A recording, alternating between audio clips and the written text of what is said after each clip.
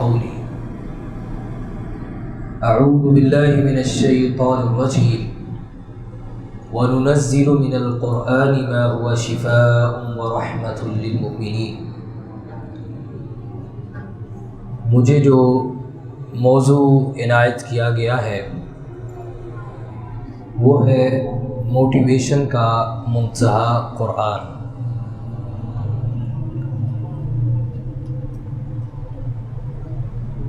اللہ سبحانہ و تعالیٰ نے ہم سب کو پیدا کیا اور ہم سب کے بارے میں سب سے زیادہ بہتر وہی جانتا ہے جس نے ہمیں پیدا کیا، اور اس پیدا کرنے والے کا یہ کہنا ہے کہ خلق الانسان ضعیفا، انسان کمزور پیدا کیا گیا ہے۔ اور اسی طریقے سے اللہ سبحانہ و تعالیٰ قرآن مجید میں فرماتے ہیں کہ انسان تھوڑے دل والا پیدا کیا گیا ہے۔ اس وجہ سے ہم سب کو زندگی کے اندر آنے والی تکالیف، مصائب، پریشانیاں جو کہ ہمارے لیے امتحان ہے، ان کے اندر ہم پریشان ہو جاتے ہیں اور بسا اوقات نا امید بھی ہو جاتے ہیں، بسا اوقات ہمت چھوڑ بیٹھتے ہیں۔ ایسے کے اندر ہم سب کو دلاسے کی ضرورت ہے، ہر شخص کو ایک موٹیویشن کی ضرورت ہے۔ موٹیویشن بنیادی طور پہ اس چیز کو کہتے ہیں کہ انسان کی خواہشات، اس کی ضروریات، اس کے مقاصد، ان کو حاصل کرنے کے لیے جو چیزیں اس کو ابھارتی ہیں اپنے مقصد تک پہنچنے کے لیے، جو چیزیں اس کو دلاسا دیتی ہیں، جو چیزیں اس کو مزید اس طرف راغب کرتی ہیں کہ وہ اپنے گول کے ساتھ جڑا رہے، اس چیز کو موٹیویشن کہتے ہیں۔ آج ہم کتابیں پڑھتے ہیں جن کے اندر مختلف قسم کی موٹیویشن ہوتی ہے، اور ہم یہ کہتے ہیں کہ فلاں کتاب پڑھ کر میں انسپائر ہو گیا اور میں یہ کام اب میرے لیے کرنا مشکل نہیں ہے۔ اسی طریقے سے کسی شخص کی بات ہم سنتے ہیں، رستے میں جاتے ہیں، کسی کا کوئی قول لکھا ہوتا ہے، اس قول کو دیکھ کر ہماری یہ کیفیت ہوتی ہے، ہمیں ایک دلاسا مل جاتا ہے۔ یاد رکھیں، اس دنیا کے اندر سب سے بڑی موٹیویشن اللہ سبحانہ و تعالیٰ کی کتاب قرآن مجید ہے۔ ہزاروں روپے، لاکھوں روپے لے کر موٹیویشنل سپیکرز ہمیں جو باتیں بتاتے ہیں، اس سے زیادہ امید افزا باتیں اللہ کا قرآن، اس کی کتاب ہمیں فری کے اندر بتاتی ہے۔ اس حوالے سے چند گزارشات آپ کے سامنے رکھنا چاہوں گا۔ قرآن مجید سورہ آل عمران آیہ کریمہ نمبر 37 سے لے کر 40 تک اللہ سبحانہ و تعالیٰ نے اس مضمون کو بیان کیا ہے۔ کلما دخل علیہا زکریا المحراب وجد عندها رزقا۔ زکریا علیہ الصلاۃ والتسلیم جب بھی محراب کے اندر داخل ہوتے تو سیدہ مریم علیہ الصلاۃ والتسلیم کے پاس رزق دیکھتے۔ مفسرین نے اس رزق کی تفسیر یہ کی ہے کہ ایسا رزق جو روئے زمین کے اوپر موجود ہی نہیں ہے، اور اس کو بے موسم پھلوں سے بھی تعبیر کیا ہے۔ زکریا علیہ الصلاۃ والتسلیم جب محراب میں داخل ہوتے، سیدہ مریم کے پاس وہ رزق پاتے تو تعجب ہوتا کہ یہ باہر بھی نہیں جاتی، اور پھر یہاں پر اس کو رزق دینے والا کون ہے؟ اور اس کے ساتھ ساتھ خیال پیدا ہوتا کہ مانا کہ یہ باہر جائے گی لیکن مارکیٹ کے اندر یہ پھل اویلیبل ہی نہیں ہے، تو اس کے پاس کہاں سے آئے؟ ایک دن سوال کر لیا، یا مریم انا لکی ھذا، مریم یہ رزق تیرے پاس کہاں سے آیا؟ اب ہونا تو یہ چاہیے تھا کہ سیدہ مریم زکریا علیہ الصلاۃ والتسلیم سے کہتی ہیں اپنی قمیض کو اچکاتے ہوئے کہ زکریا یہ راز و نیاز کی باتیں تم نہیں سمجھ سکتے، یا کوئی بتاتی کہ میری بہت جو ہے وہ اللہ کے ساتھ راز و نیاز کی باتیں ہیں، ریاضتیں ہیں، میری بڑی لینتھ ایکسپیرینس عبادات، اس کا نتیجہ ہے۔ بلکہ سیدہ نے فوراً سے کہا ہوا من عند اللہ، زکریا یہ اس رب کی طرف سے آتا ہے۔ اب یہ رزق اس رب کی طرف سے آتا ہے اور بغیر اسباب کے آتا ہے، ڈائریکٹ آتا ہے۔ تو سوال کرنے والے کے ذہن میں یہ چیز آتی ہے کہ یہ رزق اسی کو کیوں مل رہا ہے، مجھے کیوں نہیں مل رہا؟ تو اس کا جواب بھی فوراً سے دے دیا، ان اللہ یرزق من یشاء بغیر حساب، زکریا یہ اس رب کے فیصلے ہیں جس کو چاہتا ہے اپنا رزق بغیر حساب کے عطا کر دیتا۔ یہ موٹیویشن ہے قرآن مجید کی۔ ہمیں قرآن سمجھا رہا ہے دو باتیں، نمبر ایک کہ رزق دینا کس کا اختیار ہے؟ کائنات کے اندر کسی دوسرے بندے کا اختیار نہیں ہے رزق دینا۔ اور دوسری بات اس سے ہمیں یہ سمجھ آتی ہے کہ اللہ تعالیٰ رزق دیتے وقت اسباب کا محتاج نہیں ہے، اس کے ہاں اسباب میٹر نہیں کرتے، یہ اس کے فیصلے ہیں، وہ جس کو دینا چاہے دے دے۔ اس کی ایک چھوٹی سی مثال، آپ مارکیٹ کے اندر چلے جائیں، دو دکانیں ہیں، دونوں کے پاس ایک جیسا مال ہے، اور دونوں دکانداروں میں سے ایک بد اخلاق ہے اور ایک اچھے اخلاق کا مالک ہے۔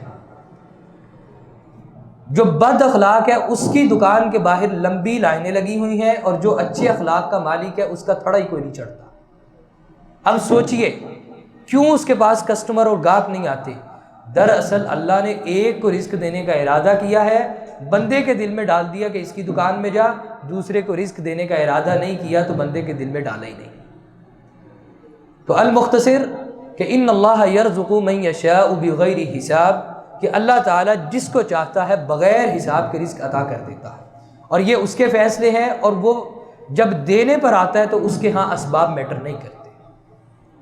زکریا علیہ الصلاۃ والتسلیم نے جب سیدہ مریم کا یہ منظر دیکھا نا، تو اس واقعہ سے انہوں نے موٹیویشن حاصل کی کہ سوچا کہ اگر وہ رب مریم کو بغیر اسباب کے بے موسم پھل دے سکتا ہے تو بوڑھا ہو چکا ہوں مجھ زکریا کو بے موسمی اولاد نہیں دے سکتا۔ اللہ تعالیٰ فرماتے ہنالک دعا زکریا ربہ، اسی وقت اسی جگہ اس منظر کو دیکھ کے زکریا علیہ الصلاۃ والتسلیم نے اپنے رب کو پکارا۔ قرآن مجید کی خوبصورتی دیکھیے، ہنالک دعا زکریا ربہ، زکریا نے اپنے رب کو پکارا۔ اب یہاں پر یہ بات بھی سمجھیں، سیدہ مریم کے پاس بے موسم پھل آتے تھے، زکریا علیہ السلام کے پاس نہیں آتے تھے۔ اس کا کیا مطلب ہے کہ سیدہ مریم کا اللہ سے کوئی خاص تعلق تھا، اسی وجہ سے ان کے پاس آتے تھے نا۔ اب ہونا تو یہ چاہیے تھا کہ زکریا علیہ الصلاۃ والتسلیم سیدہ مریم سے کہتے، مریم جس رب سے تیرا خاص تعلق ہے نا، اس کو کہہ مجھ زکریا کو بھی بے موسمی اولاد دے دے، جائز بھی تھا۔ لیکن زکریا علیہ الصلاۃ والتسلیم نے خود اس رب کو پکارا، کیوں کہ جتنا رب وہ مریم کا ہے اتنا ہی زکریا کا ہے، اور جتنا رب وہ مریم کا ہے اور زکریا کا ہے اتنا رب وہ میرا بھی ہے اور آپ کا بھی ہے۔ مسئلہ صرف اتنا کہ ہم اس کو اتنا مانتے نہیں جتنا زکریا نے اور سیدہ مریم علیہ الصلاۃ والتسلیم نے مانا تھا۔ اسی وقت اللہ تعالیٰ سے دعا کی کہ ہنالک دعا زکریا ربہ، اپنے رب کو پکارا اور کہا قال ربی ہب لی من لدنک ذریۃ طیبہ انک سمیع الدعاء، کہ اللہ تو اس کو بے موسم پھل دے سکتا ہے، مجھے بے موسمی اولاد دینے پہ بھی قادر ہے، اولاد دے دے۔ اور ساتھ کہا کہ میں تجھے پکار رہا ہوں اور تیرے بارے میں میرا یہ گمان ہے کہ تو دعا کو سننے والا ہے۔ اللہ سبحانہ و تعالیٰ فرماتے ہیں اس نے اپنی جگہ نہیں چھوڑی، نادته الملائکہ وهو قائم یصلی فی المحراب ان اللہ یبشرک بیحییٰ، جاؤ زکریا تو نے اپنے رب کو پکارا ہے، تیرا رب کہتا ہے ہم تجھے یحییٰ کی خوشخبری دیتے ہیں۔ اب انسان ہونے کے ناطے اللہ تعالیٰ نے کیا کہا، انسان کو پیدا کیا، انسان کیا ہے؟ کمزور ہے۔ اللہ سے مانگ تو لیا، لیکن ساتھ ہی خیال آیا قال رب انا یکون لی غلام وقد بلغنی الکبر وامرأتی عاقر، کہ اللہ اولاد، میں نے موٹیویشن جذبات میں آ کے مریم کو دیکھ کر مانگ تو لی ہے، میں بوڑھا ہو گیا ہوں اور بیوی بانجھ ہے۔ گراؤنڈ ریالٹیز یہ ہے، زمینی حقائق یہ ہے کہ بوڑھاپے کے اندر اولاد نہیں ہوتی۔ اولاد کیسے ہوگی؟ اللہ تعالیٰ نے جواب دیا کذالک اللہ یفعل ما یشاء، زکریا یہ اسی طرح ہوگی جیسے تیرا رب چاہے گا، اور اس کے لیے کوئی مشکل نہیں۔ اب ایک قرآن مجید نے اس واقعہ کی منظر کشی یہاں پر کی ہے، دوسری منظر کشی قرآن مجید میں اللہ تعالیٰ اسی واقعہ کی سورہ مریم میں کرتے ہیں۔ آیا کریمہ نمبر 2 سے لے کر آیا کریمہ نمبر 9 تک. ذکر رحمت ربک عبدہ زکریا، رب تعالیٰ کی رحمت کا ذکر اس کے بندے زکریا کے اوپر. کیا ذکر ہے؟ اللہ تعالیٰ فرماتے ہیں زکریا نے کہا قال ربی انی وہن العظم منی واشتعل الرأس شیبا، کہ حالت یہ ہے کہ بڑھاپے کی وجہ سے بال جو ہیں وہ شعلے مار رہے ہیں، سفید ہو چکے ہیں، یعنی کہ بڑھاپا اپنے پیک تک پہنچ چکا ہے. اور جسم کی حالت یہ ہے وہن العظم، ہڈیوں میں سے گودا ہی ختم ہو گیا. اب اللہ سبحانہ و تعالیٰ سے ایک طرف اولاد مانگ رہے ہیں، دوسری طرف اللہ سبحانہ و تعالیٰ کو زمینی حقائق کی خبر دے رہے ہیں کہ بڑھاپے میں ہڈیوں میں گودا ختم ہو جائے اولاد نہیں ہوتی. لیکن پھر سوچنے کی بات ہے زکریا، جب تم یہ تصور کر رہے ہو کہ بڑھاپے میں اولاد نہیں ہوتی، پھر ہم سے مانگ کیوں رہے ہو؟ تو کہا لم اکم بدعائک ربی شقیا، اس لیے کہ میرے ذہن میں یہ بات ہے کہ جب جب تجھے پکارا ہے تو نے خالی ہاتھ نہیں لوٹایا، آج بھی خالی ہاتھ نہیں لوٹائے گا. اگرچہ گراؤنڈ ریالٹیز انکار کرتی ہیں اولاد کا، لیکن لم اکم بدعائک ربی شقیا، اس نیت سے تجھے پکار رہا ہوں کہ آج بھی تو مجھے اولاد دے گا اور خالی ہاتھ نہیں لوٹائے گا. اللہ تعالیٰ فرماتے ہیں آواز دی ہم نے یا زکریا انا نبشرک بغلام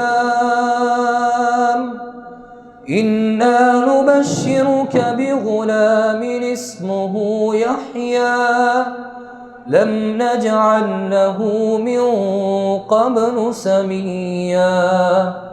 ہم نے کہا زکریا آپ کو ہم نے ایک ایسے لڑکے کی خوشخبری دی جس کا نام ہم نے خود رکھا یحییٰ، اور نام بھی ہم نے ایسا رکھا کہ جب اولاد ہو جاتی ہے والدین کی خواہش ہوتی ہے کہ اولاد کا نام یونیک ہو، تو ہم نے تمہارے بیٹے کا نام خود رکھا اور ایسا نام رکھا کہ آج سے قبل کسی کا ایسا نام نہیں ہے. اللہ تعالیٰ فرماتے ہیں پھر زکریا علیہ الصلوۃ والتسلیم نے وہاں پر کہا کہ ربی انا یکون لی غلام. اللہ گراؤنڈ ریالٹیز کے مطابق یہ حالت ظاہر ہے کہ بیوی بانجھ ہے اور قد بلغت من الکبر عتیہ، میں بوڑھا ہو چکا ہوں، اولاد کیسے ہوگی؟ اللہ تعالیٰ فرماتے قال کذلک قال ربک هو علی ہین وقد خلقتک من قبل ولم تک شیئا. نہیں یقین آتا زکریا یہ تیرے رب کے اوپر تجھے بڑھاپے میں اولاد دینا انتہائی آسان ہے، ایسے ہی کہ اس وقت کو یاد کر تو بھی اس دنیا میں موجود نہیں تھا، تجھے اگر وہ عدم سے وجود دے سکتا ہے تو بیٹا دینے پہ بھی قادر ہے. تو اس سے موٹیویشن کیا ہے؟ اللہ کے ہاں اسباب میٹر نہیں کرتے، گراؤنڈ ریالٹیز اللہ کے ہاں میٹر نہیں کرتے، اس کی قدرت ان ساری چیزوں سے بلند و بالا ہے. اس ضمن میں آخری بات، قرآن مجید سورہ انبیاء آیا کریمہ نمبر 89 اور 90 میں اللہ تعالیٰ فرماتے ہیں وَزَكَرِيَّا إِذْ نَادَى رَبَّهُ رَبِّ لَا تَذَرْنِي فَرْدًا وَأَنْتَ خَيْرُ الْوَارِثِينَ. زکریا نے اپنے رب کو پکارا اور پکارتے وقت کہا کہ اے میرے رب مجھے اکیلا مت چھوڑنا، اور ساتھ کیا کہا انت خیر الوارثین. موٹیویشن کیا ہے؟ تو سب سے بہترین وارثوں میں سے وارث ہے. اور اللہ تعالیٰ فرماتے ہیں فاستجبنا لہ، اس نے ہمیں پکارا، ہم نے اس کی دعا کو قبول کیا. ووہبنا لہ یحییٰ، ہم نے اس کو بیٹا یحییٰ دے دیا. واصلحنا لہ زوجا، ہم نے اس کے لیے اس کی بیوی کو ٹھیک کر دیا. بیوی بانجھ تھی، اولاد نہیں ہو سکتی تھی، لیکن اصلحنا لہ زوجا، موٹیویشن یہ ہے کہ اپنے رب کو پکاریے، اس کے لیے کوئی چیز مشکل نہیں. وہ اپنے بندے کی پکار سنتا ہے، اس کو خالی ہاتھ نہیں لوٹاتا، اور جب وہ دینے پر آتا ہے جو چیزیں نہیں صحیح ہوتی ان کو ٹھیک کر کے بھی وہ عطا کر دیتا. اس کے لیے پھر کوئی چیز محتاجی نہیں رہتی، کوئی چیز میٹر نہیں کرتی کہ بیوی بانجھ ہے نہیں ہے. اللہ کہتے ہم نے اس کی بیوی کو ٹھیک کر دیا اور ہم نے اس کو اولاد عطا کر دی. اور ساتھ لاجک کیا بیان کی، انہم کانوا یسارعون فی الخیرات ویدعوننا رغبا ورہبا وکانوا لنا خاشعین. یہ اس لیے تھا کہ دونوں میاں بیوی ہماری نیکیوں میں جلدی کرنے والے تھے اور ہمیں لپٹ کر خوف اور امید کے ساتھ چمٹ کر پکارنے والے تھے، وَكَانُوا لَنَا خَاشِعِينَ، اور ہمارے لیے خشوع کرنے والے تھے۔ اس میں ہمارے لیے سبق کیا ہے کہ اللہ تعالیٰ کے ہاں کچھ بھی مشکل نہیں۔ جیسے زکریا نے اللہ کو پکارا، مریم کو اس نے دیا، پھر زکریا علیہ الصلاۃ والتسلیم کو دیا، ہمیں بھی اگر اپنی ضروریات کو پورا کروانا ہے، وہ بھلے ظاہری طور پہ ناممکن ہی کیوں نہ ہو، ہم اپنے رب سے مانگیں، لیکن مانگنے کا طریقہ کار کیا ہونا چاہیے؟ لپٹ کر اور چمٹ کر اپنے رب سے مانگیں۔ کہ امام ترمذی ابو ہریرہ رضی اللہ تعالیٰ عنہ سے نریٹ کرتے ہیں، آپ علیہ الصلاۃ والتسلیم فرماتے ہیں، ادعوا اللہ وانتم موقنون بالاجابہ، اپنے رب کو پکارو اس یقین کے ساتھ کہ تمہاری دعا کو وہ ضرور قبول کرے گا۔ ان اللہ لا یستجیب دعاء من قلب غافل لاہ، بے شک اللہ تعالیٰ غافل دلوں سے نکلی ہوئی دعاؤں کو قبول ہی نہیں کرتا۔ جن کو یقین ہی نہیں، زکریا علیہ السلام کو یقین کیا تھا مانگتے وقت؟ لم اکن بدعائک رب شقیا، اپنے رب کو پکار کر کبھی میں خالی ہاتھ نہیں لوٹا، اس نے میری جھولی کو کبھی خالی نہیں لوٹایا۔ اور دوسری چیز کہ نیکیوں کے اندر جلدی کرنے والے تھے، اپنے رب کے ساتھ تعلق کو مضبوط کرنے والے تھے۔ اس لیے یہ بات بھی یاد رکھیں، قرآن مجید کے اندر یہ واقعہ بیان کرنے کا ہم سے مقصد کیا ہے؟ قرآن تو ہم سے ایڈریس کرتا ہے نا۔ اللہ تعالیٰ نے پیغمبر علیہ الصلاۃ والتسلیم کو اپنی کتاب دی اور ساتھ کہا کہ اس کو اس امت کے اوپر پڑھے۔ ہمارے اوپر یہ قرآن پڑھنے کا حکم دیا گیا، اور اس کتاب کے اندر اللہ نے اس واقعہ کو ذکر کرنے کا مقصد کیا ہے؟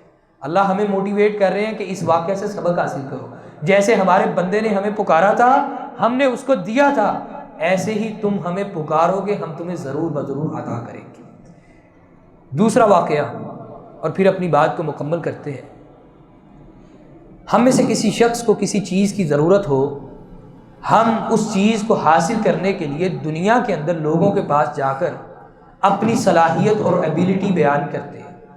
کسی بندے نے جاب لینی ہو نا، تو وہ جا کر اس کو سی وی دیتا ہے آفس کے اندر، اور سی وی کے اوپر اس کی ایبیلٹیز لکھی ہوتی ہے، اس کی قابلیت لکھی ہوتی ہے، اور اس کی یونیکنیس لکھی ہوتی ہے، کیا کام ایسے ہیں جو صرف میں کر سکتا ہوں، میرے سوا کوئی اور نہیں کر سکتا۔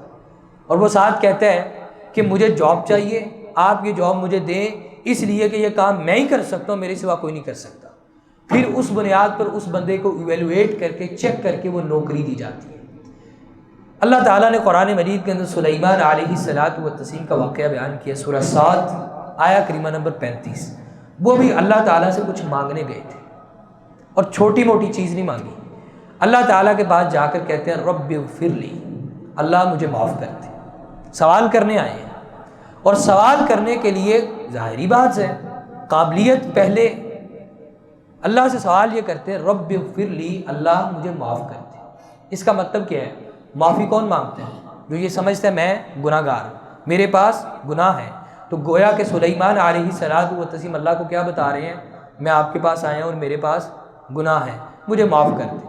اچھا سلیمان آگے بتائیں، کہا وَهَبْ لِي مُلْكًا لَا يَنبَغِي لِأَحَدٍ مِّن بَعْدِي، سوال یہ ہے کہ مجھے اتنی بڑی بادشاہت دے دے جو مجھ سے پہلے بھی کسی کو نہیں دی، بعد میں بھی کسی کو نہیں دی۔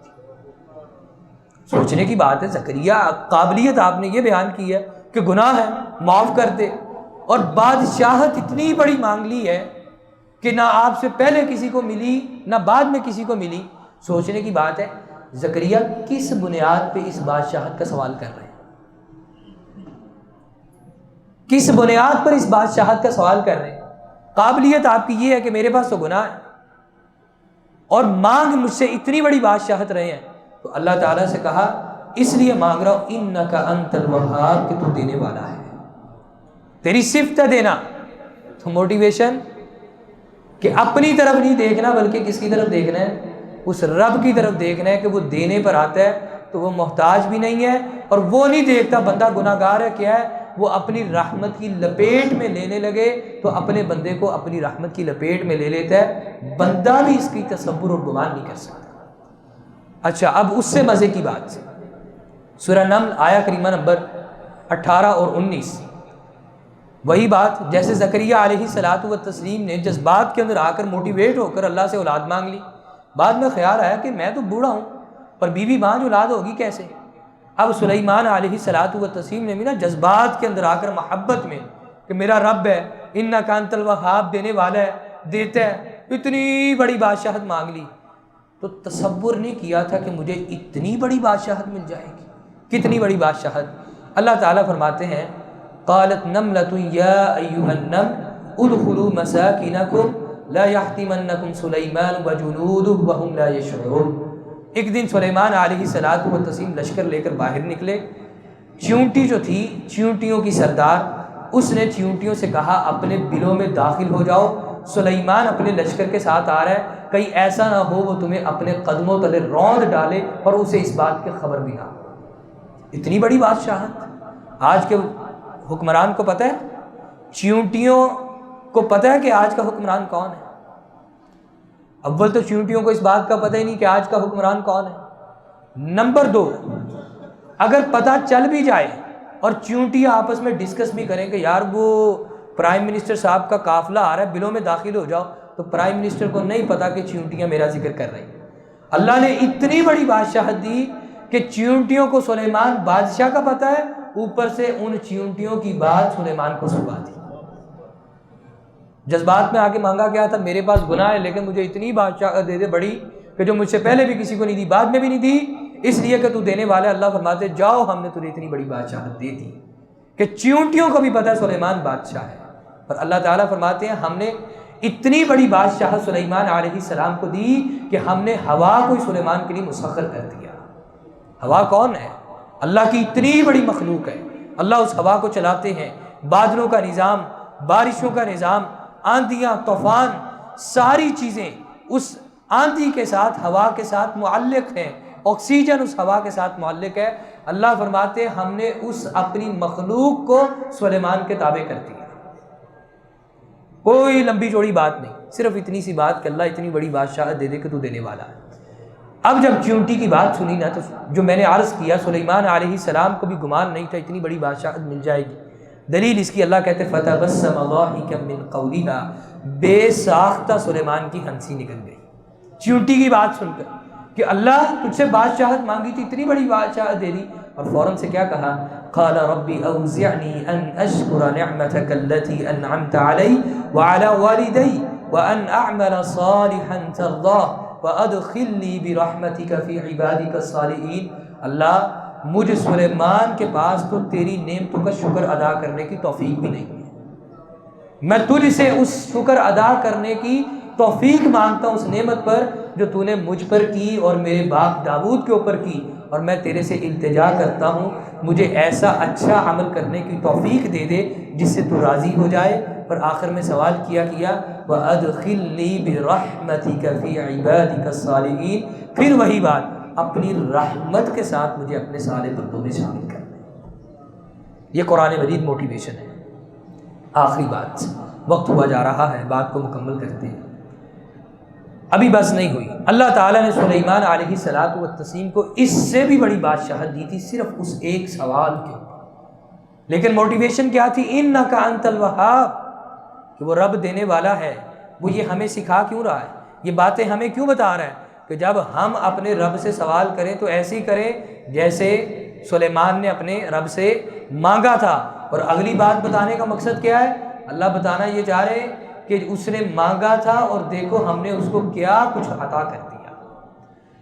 تو اس ضمن کے اندر آخری بات، ڈی ایچ اے کے اندر رہنے والے لوگ جو ہے نا، وہاں پر مختلف قسم کے گھروں کی کیٹاگریز ہیں۔ اے بلاک میں رہنے والے، اور سب سے ہلکا ترین بلاک زی بلاک، وہاں پر سی کلاس میں رہنے والے لوگ۔ اب ڈی ایچ اے میں رہنے والے بندے کو تو ڈی ایچ اے کے پروٹوکولز کا پتہ ہے نا، اس کو پتہ ہے کوٹھی ہوتی ہے 10 مرلے کی ہوگی، کنال کی ہوگی، ٹھیک ہے، اور وہ ان گھروں میں رہنے والے 10-10 لاکھ روپے واش روم تعمیر کرنے پہ لگا دیتے ہیں، شیشے کی جو ہے وہ سٹیئرز ہوتی ہیں، سیڑھیاں ہوتی ہیں، پتہ نہیں کیا کچھ ہوتا ہے ان گھروں کے اندر۔ تو اب جو سی کلاس میں رہنے والا ہے اس کو اے کلاس کی کوٹھی میں لے جائیں گے تو وہ اس کوٹھی کو دیکھ کر کبھی بھی حیران اور پریشان نہیں ہوگا، خواہش کرے گا کہ مجھے اے کلاس کی کوٹھی مل جائے، لیکن پریشان نہیں ہوگا۔ کیوں؟ اس کو ڈی ایچ اے کے پروٹوکولز کا پتہ ہے، اس کو ڈی ایچ اے کے لائف سٹائل کا پتہ ہے کہ یہاں پر کیا کچھ ہوتا ہے۔ اس کی مثال آپ ایسے سمجھ لیں کہ ایک عامی بندے کو آپ اٹھا کر بادشاہ کے محل میں پہنچا دے اور اس کو بادشاہ والا پروٹوکول دینا شروع کر دے، وہ بیچارہ پریشان ہو جائے گا۔ لیکن بادشاہ جب دوسرے بادشاہ کے پاس جاتا ہے تو اس کا گمان کیا ہوتا ہے اس کو پتہ ہوتا ہے وہاں پر ریڈ کارپٹ بچھا ہوگا جس طریقے کا میرا محل ہے، اگر میرا 20 لاکھ کا 10 کروڑ کا تو اس کا یہی ہے کہ 12 کروڑ کا ہوگا، چیزیں وہی ہوں گی، بس کوالٹی میں تھوڑا سا فرق ہوگا۔ لیکن اگر آپ جھگی والے کو اٹھا کر، بیچارہ جو فٹ پاتھ پر سونے والا ہے، اس کو اٹھا کر ڈی ایچ اے کی ایک کلاس کی کوٹھی میں پہنچا دے تو وہ بیچارہ کیا ہوگا، اس کی حالت ساتھ اس کا منہ کھلے کا کھلا رہ جائے گا، آنکھیں پھٹی کی پھٹی رہ جائیں گی، اور وہ دیکھے گا یہ بھی دنیا ہے۔ اللہ تعالیٰ فرماتے ہیں ہم نے سلیمان کو اتنی بڑی بادشاہت دی کہ ایک دن ہدہد، اب یہ بھی دیکھیں ہماری دنیا کے اندر کمیونیکیٹر، ماڈریٹر اور ایمبیسڈر کون ہے؟ انسان ہے، جس کو اللہ نے ذوی العقول میں شامل کیا ہے۔ سلیمان کو اتنی بڑی بادشاہت دی کہ اس کا قاصد ایک پرندہ ہے، وہ اس کی بات سنتے ہے، سمجھتے ہے، سلیمان کو حالات کی خبر لا کر دیتا ہے۔ اب یہ چیزیں میں آپ کو کوئی افسانہ نہیں سنا رہا، اللہ کی کتاب کی باتیں بتا رہا ہوں کہ اللہ کے ایک پیغمبر نے، اللہ کے ایک بندے نے اس سے سوال کیا تھا اور اللہ جواب میں بتا رہے ہم نے اس کی دعا کو کیسے قبول کیا، کیا کچھ دیا۔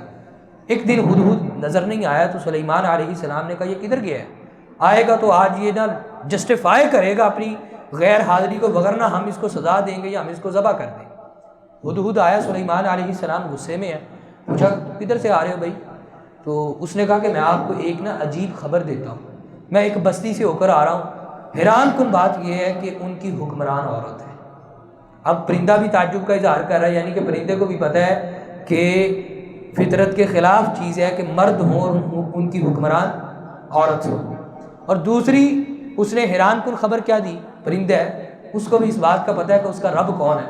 وہ کہتا ہے حیران کن بات یہ ہے کہ وہ انسان ہو کر سورج کی پوجا کرتے ہیں، کہ جس کو اللہ نے اشرف المخلوقات بنایا، وَلَقَدْ خَلَقْنَا الْإِنسَانَ فِي أَحْسَنِ تَقْوِيمٍ وَلَقَدْ كَرَّمْنَا بَنِي آدم، جس کو ہم نے سب سے زیادہ عزت بخشی، وہ انسان ہو کر اپنے رب کو چھوڑ کر سورج کی پوجا کر رہے ہیں۔ سلیمان علیہ السلام، لمبا واقعہ ہے، اس میں سے اس بات کی طرف آتے جو بتانی مقصود ہے۔ سلیمان علیہ السلام نے اپنے وزراء سے کہا کون ہے جو سب سے جلدی اس کا تخت اٹھا کر میرے دربار میں پہنچا دے۔ ایک بیٹھا تھا، اس نے کہا کہ آپ اپنی نشست سے کھڑے نہیں ہوں گے اس سے پہلے اس کا محل یہاں پر تخت یہاں پہ پہنچ جائے گا۔ سلیمان کو بھی پتا ہے اس کے رب نے کتنی بڑی بادشاہت دی۔ سلیمان علیہ السلام آگے سے کہتے ہیں یہ بھی لیٹ ہے، اس سے بھی جلدی چاہیے۔ تو اللہ تعالیٰ فرماتے ایک وزیر نے کہا کہ سلیمان آپ اپنی پلک بعد میں جھپکیں گے، اس کا تخت پہلے یہاں پہ موجود ہوگا۔ اور یہی ہوا، پلک جھپکی نہیں، تخت پہلے ہی آ گیا۔ اب جب ملکہ بلقیس کا تخت یہاں پر پہنچا اور وہ چلی سلیمان علیہ السلام سے ملاقات کرنے کے لیے، تو اللہ تعالیٰ فرماتے ہیں کہ وہ وہاں پر جب پہنچی تو ملکہ بلقیس کے ذہن میں کیا ہے کہ میں ملکہ ہوں، ہیرے جواہرات کا تخت، لیوش لائف سٹائل، سلیمان بادشاہ، ریڈ کارپٹ بچھا ہوگا، وہی کچھ جو ہمارے پاس ہوتا ہے اس کے پاس بھی ہوگا۔ تو اللہ تعالیٰ فرماتے ہیں جب وہ سلیمان علیہ السلام کے پاس آئی، ہم نے سلیمان کو کتنی بڑی بادشاہت دی تھی مانگنے پہ، سلیمان نے اس سے کہا قیل لها ادخلی الصرح۔ سورہ نمل آیہ کریمہ نمبر 44، ملکہ بلقیس ہمارے محل میں داخل ہو جا۔ فلما رأته حسبته لجة وكشفت عن ساقيها۔ ملکہ بلقیس سلیمان کے محل میں داخل ہو رہی ہے تو فرش کی طرف دیکھتی ہے تو دیکھ کر سمجھتی گہرا پانی ہے، اور اپنے دونوں پونچے پکڑ کر ٹخنوں سے اوپر کر لیتی ہے۔ اتنی بڑی ملکہ ہو کر اس کو دھوکہ لگ گیا پروٹوکولز کا۔ سلیمان علیہ السلام نے جب یہ منظر دیکھا نا تو اس سے کہا انہ صرح ممرد من قواریر، جس کو تو گہرا پانی سمجھ رہی ہے یہ میرے محل کا شیشے کا فرش ہے۔ اندازہ لگائیں کہ اس ملکہ کو بھی اللہ نے اتنی بڑی بادشاہت سلیمان علیہ السلام کو مانگنے پر دی کہ اس کو بھی دھوکہ لگ گیا کہ وہ بھی بادشاہت کے پروٹوکول، اس کے مائنڈ میں کیا تھا کہ میکسیمم بادشاہوں کا پروٹوکول کیا ہوگا، لیکن جب یہ منظر دیکھا اللہ فرماتے اسی وقت اس نے کہا ربی انی قالت ربی انی ظلمت نفسی واسلمت مع سلیمان للہ رب العالمین، فوراً سے سرنڈر کر دیا کہ نہیں بھائی اس کے ساتھ مقابلہ نہیں ہے۔ کہا میں اپنے گناہ کی معافی مانگتی ہوں، سلیمان کے ساتھ اس اللہ پر ایمان لاتی ہوں جو تمام جہانوں کا رب ہے۔ کہ اللہ سے کیا کہا رب اغفر لی وہب لی ملک لا ينبغی لأحد من بعدی انک انت الوہاب، اللہ میرے پاس گناہ ہی ہے، تجھ سے اتنی بڑی بادشاہت اس لیے مانگ رہا ہوں کہ تو میرے گناہوں کی طرف نہ دیکھ، اپنی طرف دے کہ تیری صفت ہے انک انت الوہاب، تو دینے والا ہے۔ اور اللہ نے کیا کچھ دیا کہ اللہ فرماتے ہم نے اتنی بڑی بادشاہت دی کہ اس ملکہ کو بھی دھوکہ لگ گیا، اور اس منظر کو دیکھ کر اس نے یقین کر لیا کہ نہ بھئی یہاں پہ مقابلہ نہیں ہو سکتا، جس نے سلیمان کو بادشاہت دی ہے، سلیمان کا جو رب ہے نا، اس کے ساتھ مقابلہ نہیں ہو سکتا۔ اور کیا کہا؟ للہ رب العالمین، جو تمام جہانوں کا رب ہے۔